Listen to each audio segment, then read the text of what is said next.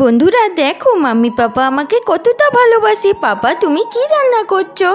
আমার খুব পেট ব্যথা করছে। আরে তুমি চিন্তা করো না। Hello ambulance. আরে মায়ের কি হলো? মাম্মি পাপা তোমরা কাকে নিয়ে আসলে? আরে মাম্মি পাপা তো আমাকে একটুও সময় দেয় না, সব সময় ভাইয়ের সঙ্গেই খেলা করে, ওকেই যত্ন করে, আমাকে তো আর একটুও ভালোবাসে না। দাঁড়া ভাই, আজ তোর একদিন কি আমার একদিন, তোকে তো আমি খুব মারবো। ঢিসুম ঢিসুম ঢিসুম।